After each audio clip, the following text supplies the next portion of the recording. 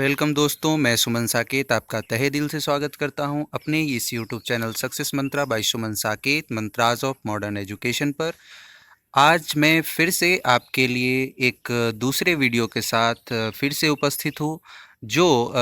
आज का जो हमारा वीडियो है वो दूसरे पार्ट का है, जो कि जो है फोकस्ड है हमारे प्रोग्रामिंग प्रोसेस, प्रोग्रामिंग लैंग्वेज के ऊपर। पार्ट 1 मैंने पिछले दिन जो है वो अपलोड कर चुका था। आज का जो ये पार्ट है हमारा दूसरा पार्ट है, इसलिए आप इस सेशन को भी देखना ना भूलें, क्योंकि इसमें बेसिक जो प्रोग्राम के कॉन्सेप्ट्स हैं इसको हमने इसमें इंक्लूड किया है और उसके ऊपर हमारी बात होने वाली है। तो चलिए, अपने सेशन को शुरू करने से पहले हम आप लोगों से एक रिक्वेस्ट कर लेते हैं। रिक्वेस्ट हमारा ये है कि अगर आप हमारे इस चैनल पर नए हैं तो हमारे चैनल को सब्सक्राइब करना ना भूलें। सब्सक्राइब करने के लिए आपको यूट्यूब पे जा कर के टाइप करना है success mantra by Suman Saket और फिर सब्सक्राइब बटन को क्लिक करना है। दूसरा इम्पॉर्टेंट इन्फॉर्मेशन फॉर यू कि हमने एक और सीरीज की शुरुआत की है जो करंट अफेयर सीरीज़ है, जिसको मैं हर रोज़ अपलोड करता हूं। और उसमें ख़ास बात यह है कि मैं जो भी ख़बरें वहां पे इंक्लूड करता हूं वो डिफरेंट सोर्सेज से लिए जाते हैं, जिसमें the Hindu, the times of India, economic times, PIB, DD news, ETC के सोर्स से लिया जाता है, जो कि बेसिकली मोस्ट इम्पॉर्टेंट पार्ट है आपके जो है वो प्रिपरेशन के पॉइंट ऑफ व्यू से। तो आप उस वीडियो को भी देखना ना भूलें, जो हर रोज़ आज 2 दिनों से अपलोड हो रही है। तो चलिए, आज हम अपने इस सेशन की शुरुआत करते हैं और जानते हैं कि प्रोग्रामिंग प्रोसेस क्या होता है। आइए देख चलते हैं हम अपने अगले टॉपिक पे, जिसका नाम है प्रोग्रामिंग प्रोसेस।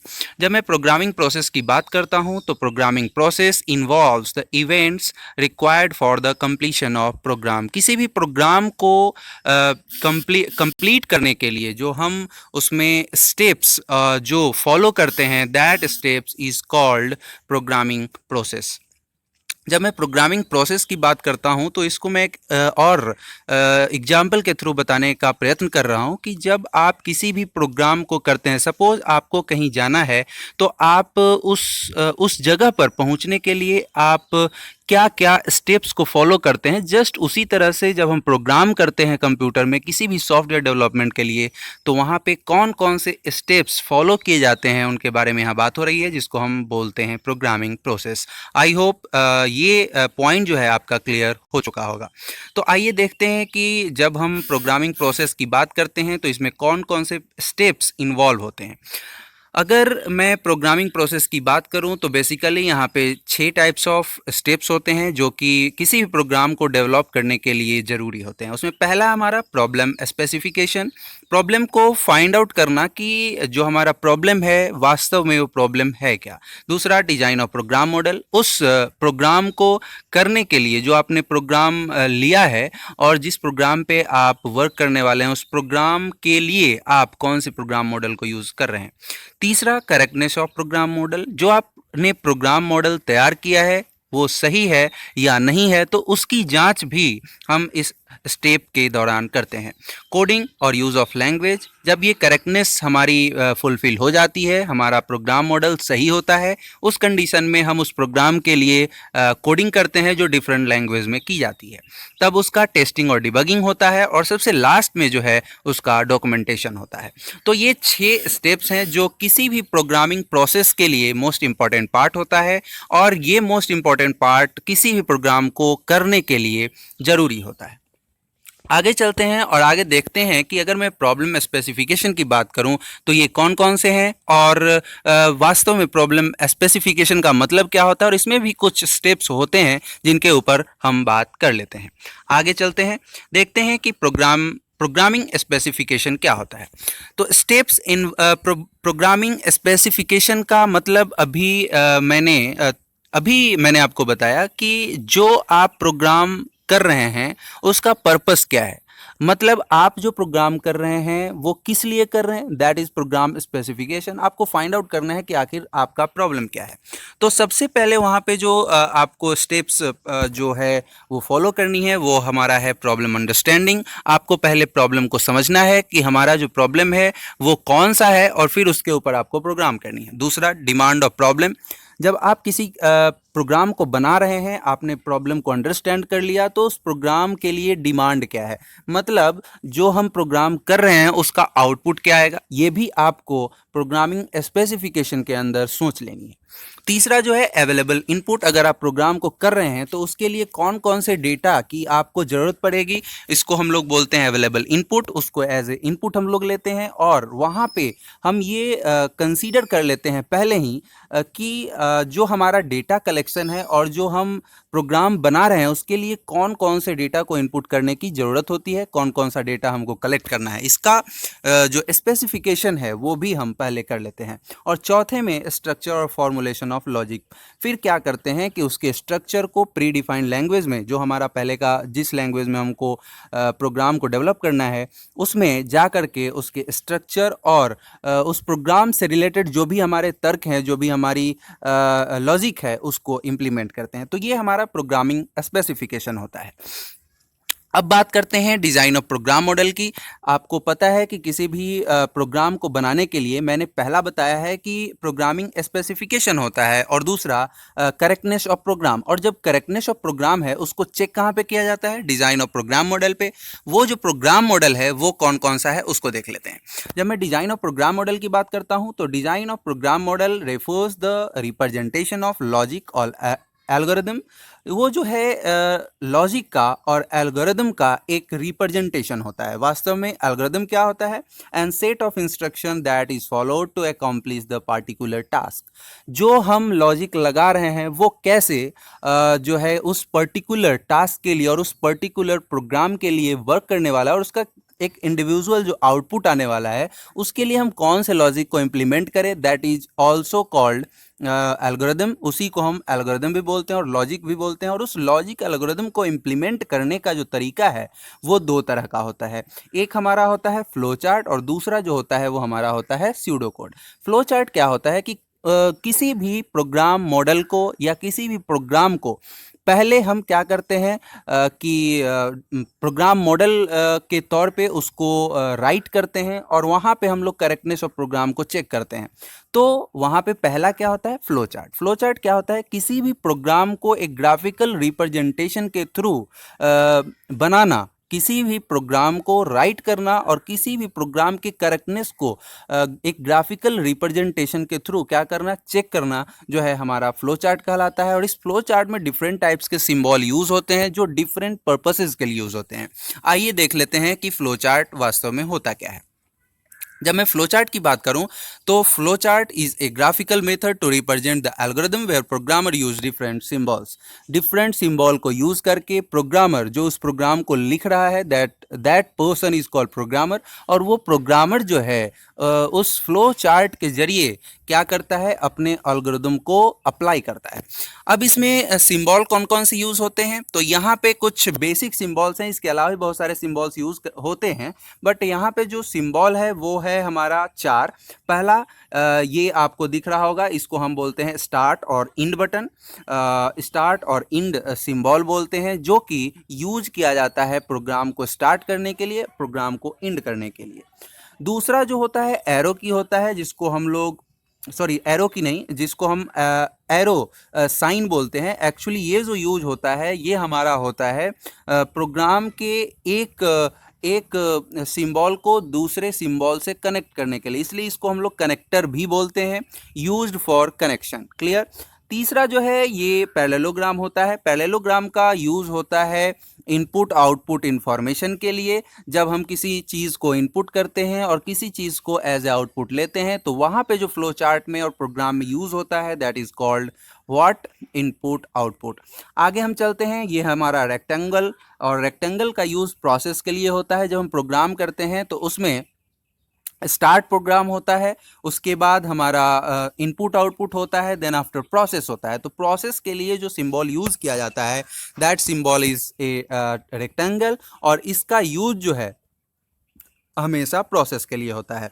अगला जो है हमारा वो है डिसीजन मेकिंग। डिसीजन मेकिंग कहने का मतलब कि जहाँ पे हमारे पास कुछ कंडीशनल स्टेटमेंट होते हैं, कंडीशनल इंस्ट्रक्शंस होते हैं, तो उसको चेक करने के लिए हम लोग यूज़ करते हैं डिसीजन का। इसको हम लोग डायमंड बॉक्स के नाम से भी जानते हैं, यूज फॉर ब्रांचिंग और डिसीजन मेकिंग। तो ये तो आपको समझ आ गया होगा, लेकिन इसके अलावा जो कुछ जो एक दो इम्पॉर्टेंट हमारे जो सिम्बॉल्स हैं वो बच रहे हैं, वो कुछ इस तरह से हैं, उसको हम देख लेते हैं।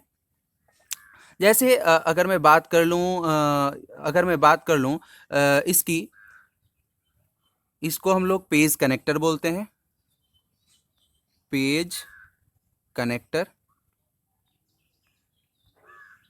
CTOR, पेज कनेक्टर होता है। ये भी हमारा एक सिंबल होता है, और इसको जब हम प्रोग्राम बनाते हैं, सबसे पहले आपको पता है कि प्रोग्राम हम लोग सिस्टम पे नहीं बनाते, उसके लिए हम लोग पहले पेन एंड पेपर का यूज़ करते हैं, जहाँ पे फ्लो चार्ट को बना के फिर उसको इम्प्लीमेंट किया जाता है कोडिंग के ऊपर, और फिर कोडिंग को इम्प्लीमेंट की जाती है सिस्टम के ऊपर। तो जब भी हम प्रोग्राम को पहले बनाते हैं तो या तो वो सीडो कोड और फ्लो चार्ट के थ्रू बनाते हैं, और जब उसको बनाते हैं तो हो सकता है वो प्रोग्राम बड़ा हो और वो एक से दूसरे पेज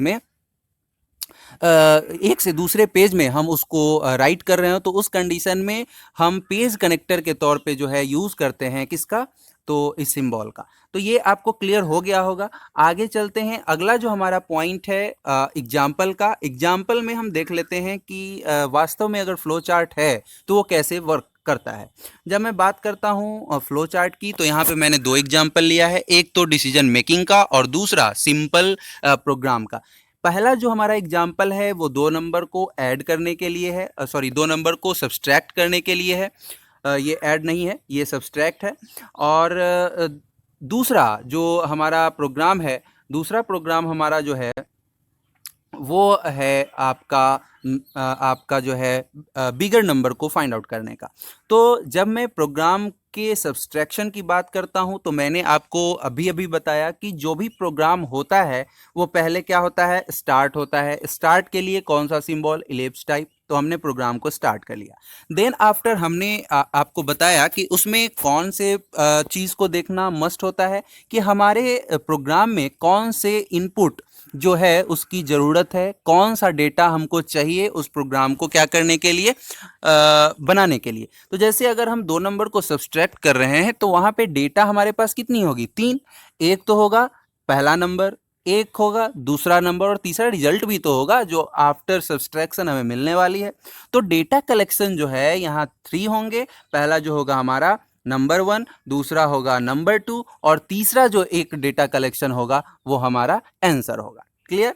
अब हम आते हैं ये जो है इसके लिए हमने आपको बताया कि हमने पैरेललोग्राम का यूज़ कर लिया सिंबल के तौर पे। अब इसकी क्या होने वाली है, प्रोसेसिंग। प्रोसेसिंग के लिए मैंने बताया कि कौन सा बॉक्स होता है, रेक्टेंगल। तो रेक्टेंगल को हमने ड्रॉ किया और वहाँ पे नंबर वन में से नंबर 2 को क्या कर लिया, सब्सट्रैक्ट कर लिया, और उसके रिजल्ट को, मतलब इसके रिजल्ट को हमने कहाँ स्टोर कर लिया, आंसर में। आंसर में स्टोर हो गया। एक्चुअली होता क्या है कि जब भी हम प्रोग्राम को बनाते हैं तो वहाँ पे प्रोसेसिंग का जो कॉन्सेप्ट होता है वो जो होता है राइट टू लेफ्ट होता है। दैट्स मीन किसी भी कैलकुलेशन को जब परफॉर्म किया जाता है तो उसके रिजल्ट को जो स्टोर किया जाता है, और जो बाय डिफ़ॉल्ट यूँ कह लें कि जो रिजल्ट स्टोर होता है वो राइट टू लेफ्ट में ही होता है। तो नंबर 1 में से नंबर 2 को हमने माइनस किया और इसका जो रिजल्ट आएगा वो ऑटोमेटिकली स्टोर हो जाएगा आंसर में। और फिर हमने क्या किया, उस आंसर को क्या कर लिया, प्रिंट कर लिया। प्रिंट के लिए भी हमने आपको बताया है कि इनपुट और प्रिंट के लिए सेम सिंबल्स होते हैं, जिसको हम रेक्टेंगल के नाम से, पैरेललोग्राम के नाम से जानते हैं। और फिर हमारा प्रोग्राम क्या हो गया, इंड हो गया। तो ये हमारा ऐड करने का प्रोग्राम था। अब हम फाइंड बिगर वन, अगर 2 नंबर मेरे पास है तो उसमें से बिगर वन को कैसे फाइंड आउट करें उसके बारे में जान लेते हैं। तो पहले यहाँ भी प्रोग्राम स्टार्ट हुआ, यहाँ पे कितने नंबर्स हैं, 2। तो 2 नंबर्स को हमने क्या किया, इनपुट किया। इनपुट करने के साथ साथ हमने यहाँ डिसीजन मेकिंग किया कि अगर if A less than B, अगर ए छोटा है बी से, तो यहाँ पे 2 ही कंडीशन होंगे। अगर ए छोटा होगा तो बिग नाम का जो हमारा डेटा स्टोरेज है वहाँ पे क्या स्टोर हो जाएगा, ए। और अगर बी छोटा होगा तो बी में क्या होगा, स्मॉल। अगर ये कंडीशन फॉल्स होता है, अगर ये नहीं होता है, तो हमारा बिगर क्या होगा, बी। जस्ट इसका अपोजिट, तो यहाँ पे हमने इसको इंक्लूड कर दिया और फिर लास्ट में उस बिग और स्मॉल को क्या कर लिया, प्रिंट कर लिया, और फिर प्रोग्राम हमारा क्या हो गया, स्टॉप हो गया। तो इस बेसिक एग्जाम्पल के थ्रू आप समझ पा रहे होंगे कि वास्तव में जो है वो हमारा प्रोग्राम, वो जो हमारा प्रोग्राम है वो कैसे रन करता है और किसी भी प्रोग्राम को हम फ्लो चार्ट में कैसे डेवलप करते हैं। अगर मैं स्यूडो कोड की बात कर लूँ तो स्यूडो कोड कुछ भी नहीं है। अगर आपने फ्लो चार्ट समझ लिया तो स्यूडो कोड में उसको लिखना और भी आसान है, क्योंकि इंग्लिश लाइक स्टेटमेंट में हम इसी सारे इंस्ट्रक्शन को जब राइट करते हैं तो हमारा स्यूडो कोड होता है। इसका भी एक हम एग्जाम्पल देख लेते हैं। देखिए एग्जाम्पल है आपका स्यूडो कोड का। जैसे हमने प्रोग्राम को स्टार्ट किया तो स्टार्ट के लिए हमने यूज़ क्या कर लिया, बिगिन। बिगिन वर्ड को यूज़ किया जाता है। फिर इनपुट करना है। इनपुट क्या करना है, वो 2 नंबर जिसको हमें क्या करना है, ऐड करना है। तो पहले हम इनपुट फर्स्ट नंबर, फिर देन सेकेंड नंबर। उसके बाद क्या होनी है, प्रोसेसिंग। तो ऐड 2 नंबर्स, यहाँ पे आपकी प्रोसेसिंग हो जाएगी और आउटपुट में हमारा क्या होगा, जो हमारा सम होगा उसी को एज ए आउटपुट हम ले लेंगे, तो आउटपुट द सम, और फिर हमारा प्रोग्राम इंड हो जाएगा। तो ये जो एग्जाम्पल है इसके ये जो है एक्चुअली जो हमने सब्सट्रैक्शन का प्रोग्राम देखा फ्लो चार्ट के थ्रू, उसी को इंग्लिश लाइक स्टेटमेंट में जो है यूज़ कर दिया गया है और इसी स्टेटमेंट को हम लोग स्यूडो कोड बोलते हैं। तो ये 2 जो है हमारा प्रोग्राम मॉडल था जिसके आधार पर हम प्रोग्राम को पहले डिजाइन करते हैं अपने लेवल पे। अपने लेवल पे कह लें कि प्रोग्राम को सिस्टम पे एग्जीक्यूट करवाने से पहले जो हम प्रोग्राम करते हैं खुद करेक्टनेस के लिए, तो वो हमारा प्रोग्राम मॉडल होता है जिसमें हम फ्लो चार्ट और स्यूडो कोड का यूज़ करते हैं। तो आज हम अपने सेशन को यहीं विराम देते हैं। ये बेसिक जो प्रोग्राम में टर्मिनोलॉजी यूज़ होते थे, बेसिक जो प्रोग्राम का फंडामेंटल चीज़ था वो हमने आपको बता दिया। नेक्स्ट सेशन जो होगा हमारा, अभी तक जो भी आपने सेशन में पढ़ा उसके रिस्पेक्ट में हम अगला जो सेशन है वो MCQ का करेंगे और MCQ में देखेंगे कि कौन कौन से क्वेश्चंस जो है वो ज़्यादा इम्पॉर्टेंट हैं, और बेसिकली हम वहाँ पे वैसे क्वेश्चंस को इंक्लूड करने वाले हैं जो किसी भी एग्जामिनेशन के लिए मोस्ट इम्पॉर्टेंट होंगे। तो चलिए आज हम अपने सेशन को यहीं विराम देते हैं, एंड करते हैं। बट एक बार फिर से आपका रिक्वेस्ट है, आपसे रिक्वेस्ट है कि हमारे इस YouTube channel success mantra by Suman Saket mantras of modern education को सब्सक्राइब करना ना भूलें और मैक्सिमम से मैक्सिमम लोगों के साथ इसको शेयर करें ताकि ये वीडियो जो है वो ज़्यादा से ज़्यादा लोगों तक पहुंच सके। चलिए आज के लिए बाय बाय, धन्यवाद, टेक केयर।